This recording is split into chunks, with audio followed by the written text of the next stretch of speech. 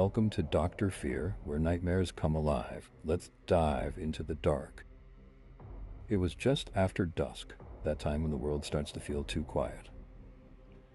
In her small, sleepy neighborhood, 8-year-old Emily was outside, skipping rope under the dimming light. Her mother, Sarah, peeked out the window from time to time, hearing the soft slap of the rope against the pavement. It was routine. Everything about that night was routine, until it wasn't. At 7:30, as the sky darkened, Sarah stepped onto the porch and called for Emily to come inside. Silence. The jump rope was still lying on the driveway, unmoved, its frayed ends curling slightly as if it had just fallen from Emily's hands. Panic prickled under Sarah's skin. She shouted her daughter's name, her voice cutting through the still air. Nothing. The streets felt wrong, empty in a way that gnawed at her nerves. Her heart raced as she walked down the driveway, calling for Emily, louder and louder. Neighbors came out one by one, flashlights in hand, faces pale in the flickering light. No one had seen Emily leave. No one heard a sound. The minutes stretched into hours, the hours into days. Emily had vanished. The police searched the woods, dragged the lake nearby, questioned anyone who might have seen something, but there were no witnesses, no clues. It was as if she had never existed. Weeks passed. Sarah was barely functioning, plagued by dreams that gnawed at her sanity. In every dream she heard it, the soft thud of the jump rope hitting pavement, over and over, but Emily was never there. Just the sound, and the darkness behind it.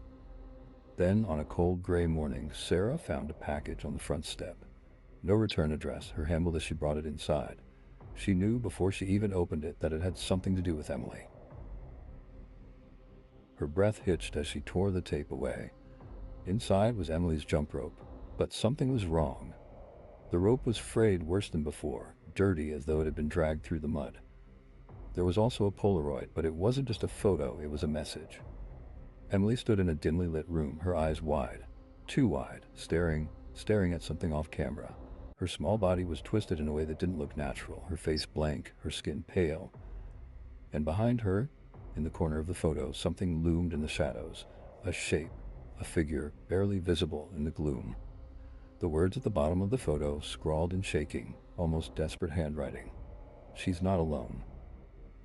The days that followed were a blur of panic and fear. The police had no leads, and Sarah barely slept.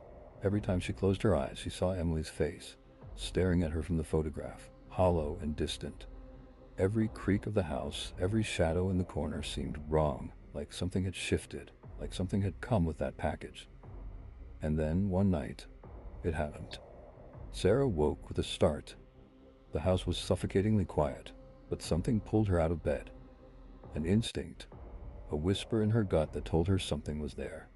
She walked down the stairs, each step slow, her breath catching in her throat. When she reached the living room, she froze. Emily stood there in the middle of the room, staring straight ahead. Her eyes were glazed, her skin ghostly white, her clothes torn and dirty as if she had crawled out of a grave. Her hand gripped the jump rope tightly, the frayed ends dragging on the floor. "Emily?" Sarah's voice cracked, barely more than a whisper. She stepped forward, her heart pounding. "Emily?" Emily's lips parted and a sound escaped her, a low, guttural whisper, a voice that wasn't her own. "He's still here." And from the corner of the room, the shadows shifted. Thanks for watching. Leave a like and comment your scary ideas below for future videos.